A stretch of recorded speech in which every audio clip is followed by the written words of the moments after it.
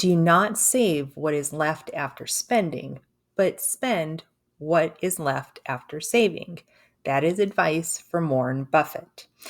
Now, obviously, saving money is very important these days. We've had high inflation, grocery prices have been skyrocketing. We have a lot of things that are causing different staples to go up. Right now, actually, cocoa is at the highest that it's ever been because of some issues that are going on with the farming in Africa. So everything just seems to be going up and up and up. And we all know that prices don't tend to come down. They tend to stay where they're at or maybe go up even further. And so saving right now is really important because it's not only about saving so that you don't go into a huge amount of debt just trying to buy groceries anymore. It's also about how do you control your money so that you have a bright and amazing financial future. We're all trying to get to that independence line, right? So let's go through some myths that we're going to be debunking today about saving money. And these myths could be costing you time, money, and just holding you back almost mentally, right? So before we get started, who am I? I am a financial advisor. I have been for over 13 years, and I help people get to financial independence as quickly as possible. So let's get started with our first myth. The first myth is buying in bulk always saves money. Now, this is coming from somebody who loves Costco. And we just went to Costco and spent a lot of money on some things buying in bulk. However, I feel like people don't really understand what buying in bulk really means. So when you buy in bulk, we just think, oh, well, we'll buy a bunch of them and it seems cheaper. But there's certain things that you should be looking at if you're going to buy in bulk. Things like unit price. Sometimes the unit price, let's say you go to one of the big box stores, right? The unit price is actually not cheaper than going to the grocery store or getting it online. And so unit prices are really important to watch. Before I got married, I never really looked at that. And I noticed that my husband would be looking at the unit price a lot of the times. And I started to realize what he was doing. He was saying, per unit, what is the cost of this? And is this actually cheaper? So sometimes you buy in bulk for convenience. Sometimes you buy in bulk because toilet paper is nowhere to be found. And we, we buy in bulk for that, right? We've all gone through that. Not having toilet paper, that was not fun. And because we buy in bulk, we didn't have that problem. Thankfully, my husband likes to buy in bulk on certain things.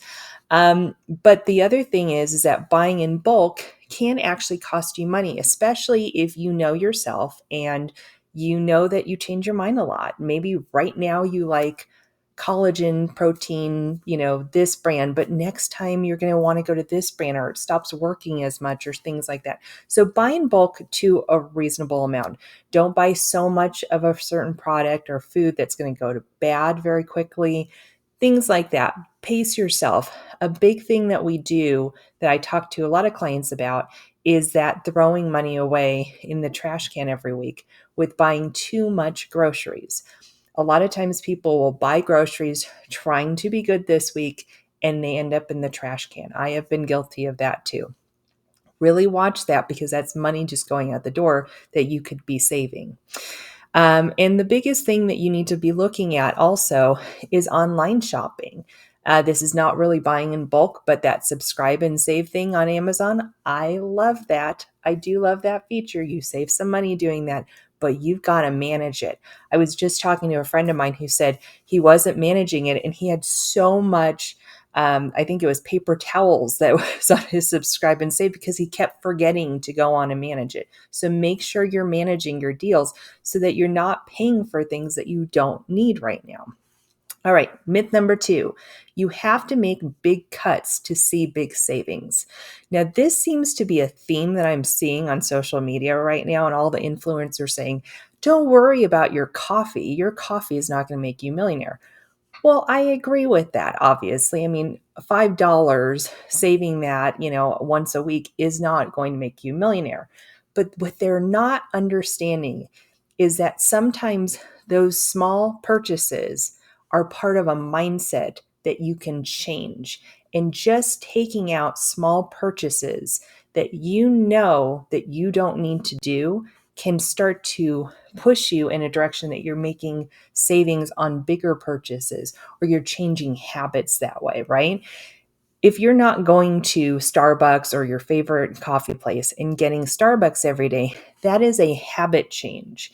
There are other things that will be benefited by you not doing that.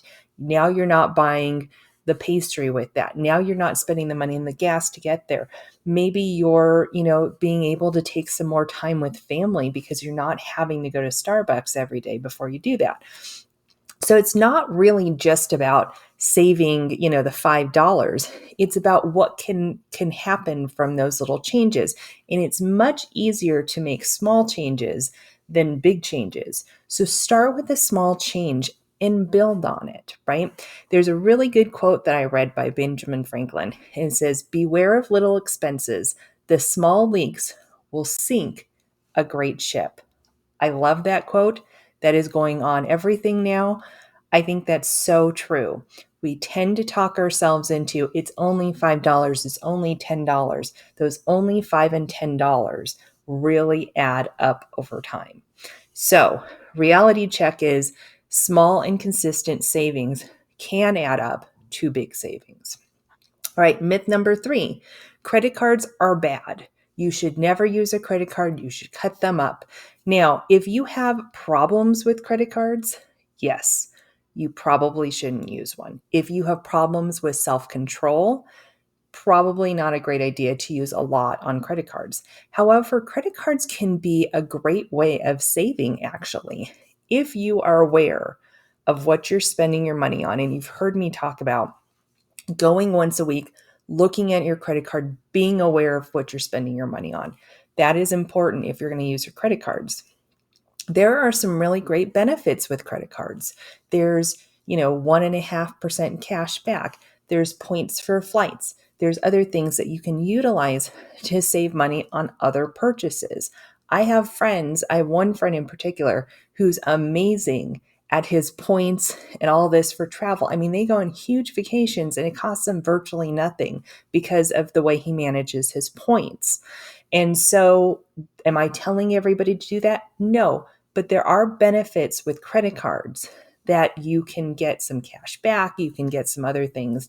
And so, putting money on the credit card is not the evil that everybody says it is. Putting money in credit cards is evil when you let credit card debt grow and now you've got a 28% interest rate on there. If you are paying things with credit cards and just paying them off, it's just fine. And maybe you're getting some perks out of that too. So it's not always bad for your finances as long as you have control over that. Myth number 4, you need a lot of money to start investing. That is absolutely not true, especially in this day and age. Before, yes, you did need to have a certain amount of money to start saving. Start investing, I should say. You can always save with a small amount, hopefully, but to start investing. So, before you need like $250 minimum or things like that. Right now, there's very little minimums. You go into Fidelity or Schwab or whatever, and you open up an account and you can start with $10 if you want. Now, that $10 isn't going to do much on its own. I agree with that. But $10, and maybe you put it in twice a month, 3 times a month, once a week, all that stuff adds up.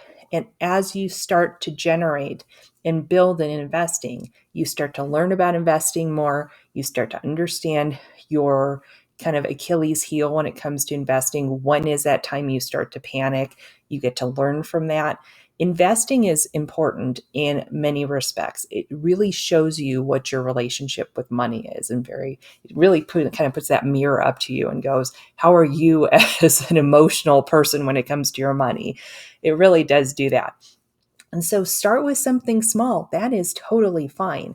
Make sure you start investing and just watch how you react. Make sure that you're not investing in a way that other people are telling you to invest. Invest for your goals, invest for your risk tolerance, but you can start with a small amount and that's totally fine. And make sure if you're starting with a small amount that you look at the expense ratios on any kind of funds or ETFs that you're investing in, because if it has a really high charge on there, then that expense ratio can be eating up any kind of profits you make, or can be dipping into your principal even. So you just want to make sure if you're going to start with a small amount, you might want to look at lower cost funds and things like that. Obviously, stocks, most of them don't have an expense to them, but just make sure you understand the expenses that you're paying if you are starting with a smaller amount. That's another thing to think about. All right, myth number 5, keeping money in the bank is the safest way to save. Now, I see this a lot, not necessarily with the younger generation, although this can happen to them too, but with the older generations where they don't know where else to put their money, so it just sits in their bank account at their bank. And that's dangerous in many respects. The reason it's dangerous is that inflation is not being taken into consideration. So we were changing banks, and I was sitting with the banker, and she was this very lovely lady who was very honest about everything. And I said, why are banks still paying 0.02% on their interest? I just don't understand this right now.